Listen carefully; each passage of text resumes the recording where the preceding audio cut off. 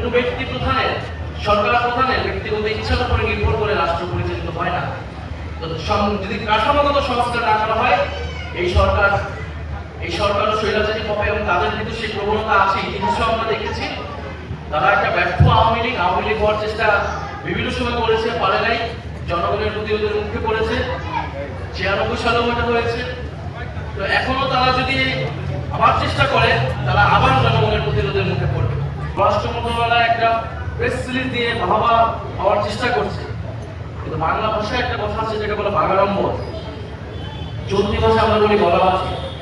অর্থাৎ আপনি প্রেস রিলিজে বক্তব্য বড় বড় কথা বলতেছেন, কিন্তু আপনি কোনো কূটনৈতিক ব্যবস্থা নিচ্ছেন না। এটা তো হওয়ার কথাই ছিল।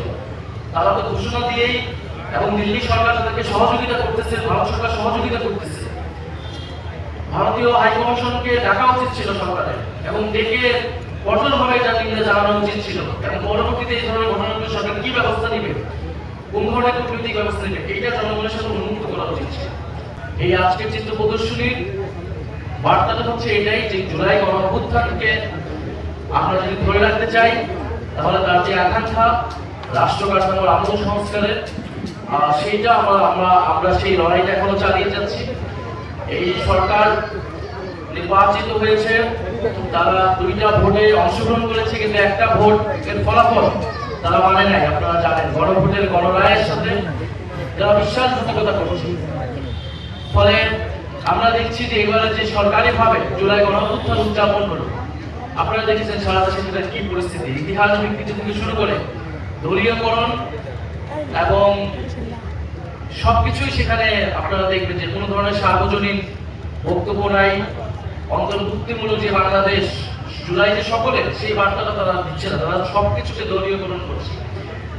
স্থানীয় সরকার প্রশাসন থেকে শুরু করে রাষ্ট্রীয় পদ পদবি যেরকম দলীয়করণ করছে, একইভাবে ইতিহাসকে তারা দলীয়করণ করার চেষ্টা করছে, যেভাবে আওয়ামী লীগ মুক্তিযুদ্ধের ইতিহাসকে দলীয়করণ করার চেষ্টা করেছে। এবং আমরা সারা বাংলাদেশে 5ই আগস্ট কিন্তু দেখেছি বিভিন্ন জেলায় যে সরকারি প্রোগ্রামগুলো হয়েছে, সেখানে সরকার দলের বাইরে যে সকল সমন্বয়ক বা জুলাই যোদ্ধা ছিল বা অন্য কোনো দলের মধ্যে থাকলে তাদেরকে আমন্ত্রণ করা হয়েছে, কিন্তু তারা অংশগ্রহণ করতে আসলে তাদেরকে বাধা দেওয়া হয়েছে, কিছু কিছু জায়গায় হামলাও করা হয়েছে। তো এইভাবে যখন সরকার জুলাই গণঅভ্যুত্থান থেকে এবার উদযাপন করলো, এবং আমরা বলি শুধু উদযাপনে নেই, আসলে কাজের মাধ্যমে প্রমাণ করতে হবে।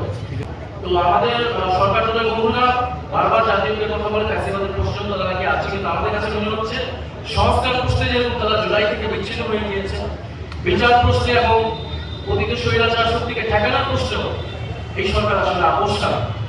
সরকার যদি আপোষকামী হয়, জনগণ তো বসে থাকবে না। এবং আমরা 11 দলের ঐক্য আছে, এবং যে সকল আরো সামাজিক রাজনৈতিক শক্তি আছে জুলাই গণঅভ্যুত্থানের পক্ষে, যারা সংস্কার এবং বিচার চায়, আমরা ঐক্যবদ্ধভাবে পতিত স্বৈরাচার শক্তিকে আমরা প্রতিরোধ করব, তার বিচার নিশ্চিত করব, এবং যে সংস্কার গণভোটের যে গণরায় অনুযায়ী, সেই রায় অনুযায়ী আমরা কাজ করব। সরকার যে সংবিধান সংশোধন কমিটি করেছে, এই কমিটি করে সরকার লেজিটিমেসি হারিয়েছে। যে কোনো ধরনের পরিবর্তন যে তারা করতে চায় না, এবং তাদের যে গণমানের আস্থা, সেই আস্থাটি হারিয়েছে। ফলে সাংবিধানিক একটি সংকট তৈরি হয়েছে, এবং সংকট তৈরি হয়েছে, জনগণের আস্থা তারা হারিয়েছে। এবং জনগণের আস্থা যখন একটা সরকার হারায়, তখন তাদের টিকে থাকতে হয় ক্ষমতা, দাপট এবং সন্ত্রাসের উপর ভিত্তি করে। এবং সেটা কিন্তু সেই চিত্র বিগত 16 বছরে যেরকম আমরা দেখেছি, এখন কিন্তু আমরা দেখছি এই সরকার সেটা শুরু করেছে, এবং শুরু করেছে ক্যাম্পাসগুলোর মাধ্যমে। কারণ যেহেতু জুলাই গণঅভ্যুত্থানের সবচেয়ে বড় ভূমিকা ক্যান্টনমেন্ট ছিল, আন্দোলনের দুর্গ ছিল হচ্ছে এই বিশ্ববিদ্যালয় ক্যাম্পাসগুলো।